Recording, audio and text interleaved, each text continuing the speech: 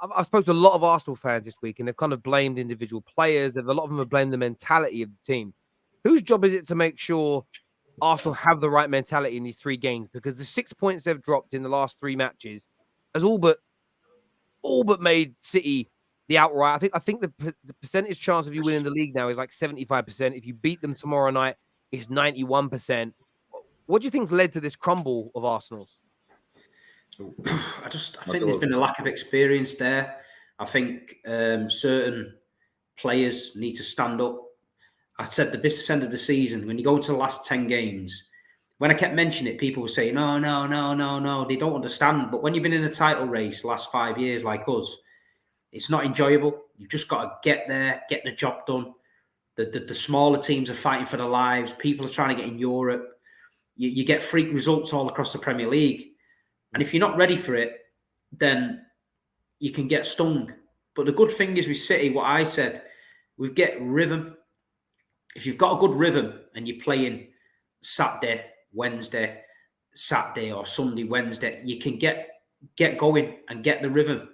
With Arsenal, when they went out of all the cup competitions, they said, we've only got 1 game a week. That's fine. But I've said it on another stream today. If you fall off a horse and land on your ass, would you rather get back on the horse and go again? Or would you rather sit around moping all week, tell everyone you've got a sore ass? Because that's what they do. So they got beat. They drew against Liverpool. They had a week to prepare for West Ham. And then they got to the West Ham game, thought 2-0 up here, happy days. Next minute, bang, bang, it's happened again. Oh, shit, it's happened again. Can't believe it. Oh, we've done in week in training. This has happened again. We're going to drop points again. Panic stations. Then they got another week to think about it. They go to Southampton at home, shit themselves again. And at the end of the day, Man City in between, they beat Liverpool, then they went and beat Bayern Munich, then they went out to they had a semi-final, then they went to Bayern Munich, won that again. So the rhythm is good. We're resting players. And people were saying, this Man City fan's arrogant and all that. It's not arrogant. It's because there's nobody more negative than me 10, 15 years ago watching Man City, because we had that typical City mentality where we used to shit ourselves. And I used to think City's going to get beat. But as a football club evolves and as the fan base evolves, your mentality has got to match the mentality of the team. Otherwise, there's no point in being negative all the time if your team's so high up. You've got to be positive. So I tried to be positive. But I said to you, Terry, when I first started doing these shows, when I get this feeling in my chest, I'll tell you about Manchester City, where they're going to be. And I'm with them, the team, every game, home, away, Europe, I go with them. I get this feeling. And I got that feeling. And then when I came out the Emirates and I told you that they were all there, right, saying to me, Steve, you've won it now, shitting yourself. And I said, there's blood in the water and there's a big blue shark coming behind you. That was my attempt at psychological warfare. Now, Don Robbie, Turkish, Premze, all them boys have been getting great white sharks and fucking shark emojis off me every morning for the last 4 weeks. So they know what's coming, innit? I've been on 2 streams with them today. They know what's coming. And all I know is this. If anyone had said to me, by the time you play Arsenal would have dropped 6 points in the last 3 games, I'd have thought he was probably talking out your ass, looking at the games. Maybe Liverpool. So when I say they've let the door open, they've let the door open. And there's no one more unforgiving than this Manchester City team. And if they've let the door open now and we go on and win this league, it's down to... Because what Arsenal have done this season is fantastic. You can't knock it. The numbers don't lie. It's not a fluke. They've played great football. They've got themselves in position where they're in because they deserve it. But it's never over till it's over. And if you fucking give Man City a sniff, Liverpool, 97 points, second. You're mad. It's like you give Man City a sniff. Pep Guardiola gets them that revved up. And people can call Manchester City supporters all they want. You've got no fans and you've got this. No. But tomorrow night at the Emirates, watch the atmosphere. Watch the coach greeting. Watch how Man City fans are when they get behind this team and tell me that, they're shit fans. Because we was out in Bayern Munich enforced overnight and 4,500 of us got the team home. You know what I mean? We know what we're doing in these title races. We can smell it. We're on it, man. Yeah, look, Troop said something the other day. He referred to on his fan cam. He referred to a podcast and said that someone on the podcast mentioned he has a source at Arsenal. He said that Arsenal players have become obsessed with City's form of late. And that just smells right to me because there's something been they've started the two games against West Ham and Liverpool brilliantly, and they kind of ended the game against Southampton well. But you can see the nerves of suddenly come in, and I don't necessarily think it's almost they got to 40 minutes and went, oh my god, we might win a title and shit themselves. It's been a little bit of a bad moment or two, and then maybe getting into the back of their head. But look how good City look right now. I think if you guys weren't smashing everybody, I actually think Arsenal would have been okay. If you guys were grabbing little 1-0s, little 2-1s, you would get a ball in games. You know how you were for a lot of the season, Steve, where you were winning, but you weren't at your scintillating best. I think your recent form in the last 4 or 5 weeks, it sent a message into that Arsenal dressing room, and I just don't think that this young group and young manager collectively have been able to handle it. It's almost we beat them in the cup, and they said after the game, yeah, but you know, we didn't put our full team out, and we had better possession, and we did this, and we did this, and I knew then. I thought, you've just been beat in the cup, but you're turning it into a positive. And then they said, we'll see at the Emirates, Steve, innit? We'll see at the Emirates. And all I said was, we'll see. I went to the Emirates that day, went to AFTV in the morning, did a show, and I could sense then there wasn't the confidence wasn't there. I could sense it, and I said to my mate, I went, we'll beat these tonight here. They're on a crest of a wave, which they should be, but I think we beat them. And then we beat them, and I came out, and I could sense it, mate. It was like a pin dropped out there. And then I thought, I'm getting that in there with the shark. And I put my neck on the line. But I tell you what, Liam Gallagher's tweeted it. You know, this Jaws music getting played. Jaws was on last night on TV. I put it on my story when I got home. So that's story. It's like frenzy in it. But listen, it's, you know, them title races with Liverpool last few years have been hard. They make you ill. You don't enjoy football. You come to the game, and when you win, it's a relief. You know what I mean? You can't afford to lose. We went to West Ham last season, second to last game. We were 2-0 down at half-time. We didn't panic because we've been there before, yeah? Yeah, the shark put in, and then we got through that, got a point. Thought, okay, we go at home to Aston Villa, win the league, happy days.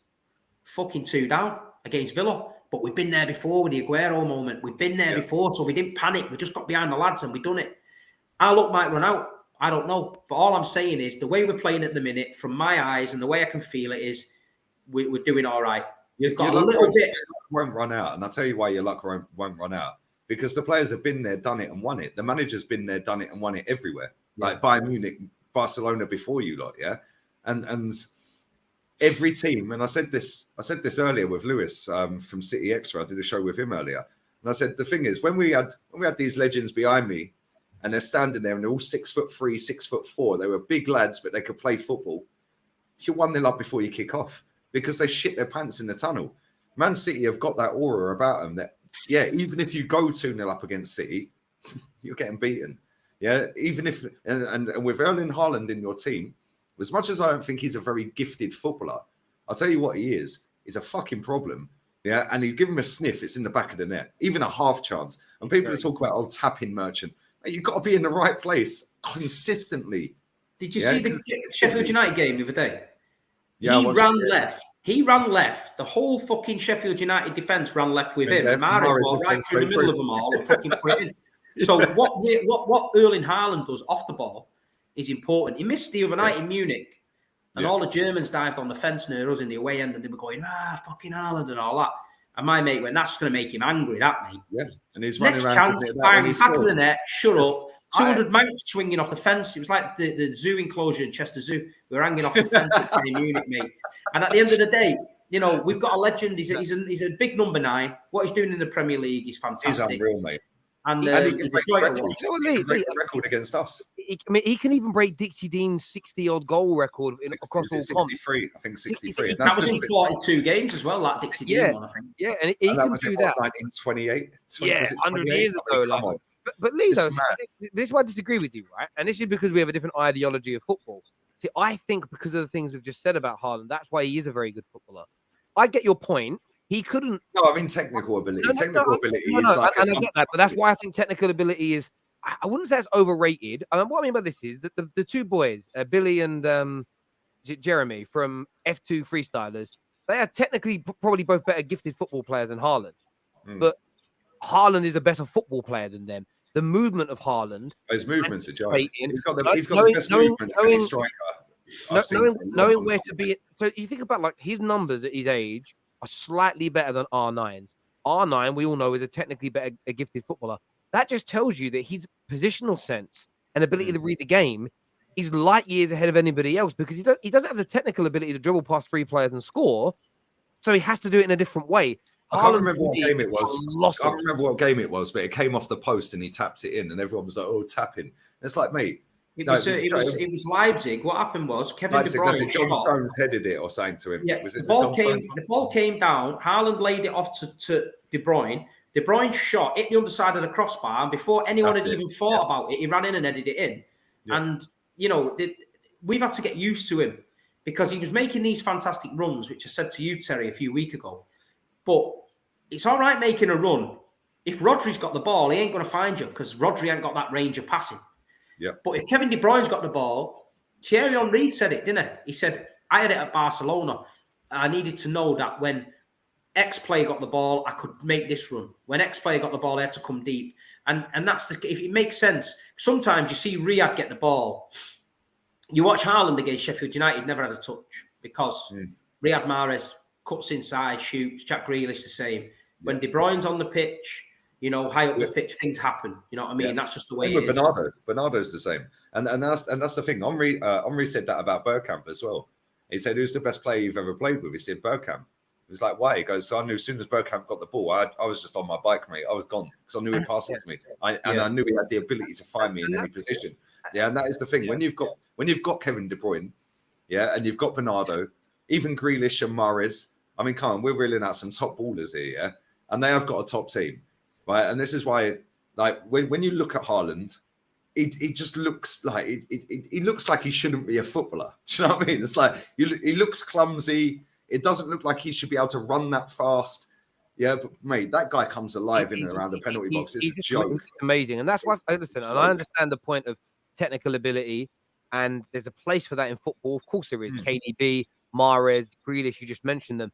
But that's why I don't judge a player solely on ability, because you could probably go through the Premier League and find 5 to 10 players that you could make a case for having technically better ability than Haaland, but he's better than all of them. So it doesn't really matter in certain roles. Someone did say here, Dixie's goals were all first division goals. Just to let you know, up until the Premier League, he actually tweeted that. Yeah, posted that. Sorry. Up until the Premier League started in 1992-93, the first division was the Premier Division. So it was the best league in England still. Yeah, it was the same thing. We created, basically, the Premier League wasn't a new league. Really, it was by a new company, a new body, but essentially League Two now was the new league that was formed. The Premier League was just renamed, essentially. So, that's for another day. In terms of this tomorrow night, though, how do you see it going, Lee? Do you have a chance? You have to beat them. Do you have a chance in this game? Well, we have a chance. It's 11 men against 11 men, Terry. But do I think we're going to get anything? No. I think the players have realised that as well. We see Zinchenko crying at Anfield after the game against Southampton. The full-time whistle. They're all on their knees. They're on their backs. They're all like squatting, like the hands over their face. They know they've done it. They know it's dusted. Yeah, but football's a funny old game, man. And listen, Arsenal are very similar to Tottenham in a lot of respects, yeah? Because Tottenham are going to beat Man City and lose to Burnley. Wouldn't it be Arsenal to go up there and get a win after Pep's beating us 11 out of 11 in Premier League games? Really? 11 out of 11? I think he's won 11 out of 11, mate. We've never beaten Pep since he's been here, mate. I think it's 11 straight wins in the Premier League. FA Cup's different. We've done them in the Cup semis and that. Yeah, but I think in the Premier League, I think it's 11 straight wins. I may be wrong, but I'm pretty sure it's 11 out of 11. But yeah, man, you never know. You never know. And listen, I'm clinging on to this little tiny 0.1% hope that this bunch of players and this manager actually get it and go, do you know what? Go up there and make history. Because when we won the league in '89 against Liverpool, yeah, we were bottling it then. Yeah, not many of the newer school fans will remember that because they weren't born.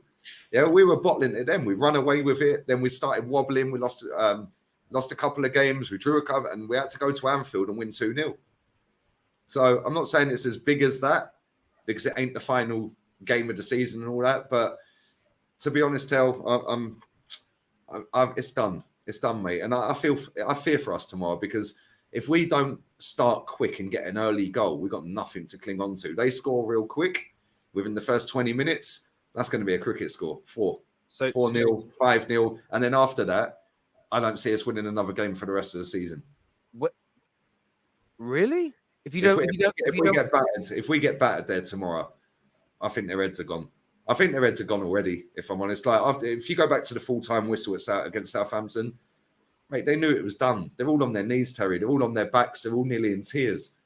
Like, they know they fucked up. Yeah, the last 3 games. And let's be real, as good as Man City are, and as fantastic as a manager they've got and players they've got, if we had actually won them 3 games and 2 of them we were 2-0 up in, we'd be 11 points clear. Yeah, we'd be 11 points clear going into this game. So even if they beat us and win their 2, we're still 2 clear. Different mentality when you go into the game. Now we're going into that game where we have to win. No draw. Draw ain't good enough. Draw or keep it alive for Sky Sports to dramatise it a bit more. Yeah, but nah. They got West Ham and Fulham as basically their games in hand. Yeah, if they beat us, we're done. We're done, mate. We're done. And I genuinely would not be surprised if we didn't win another game after that, if we got battered heavily tomorrow. If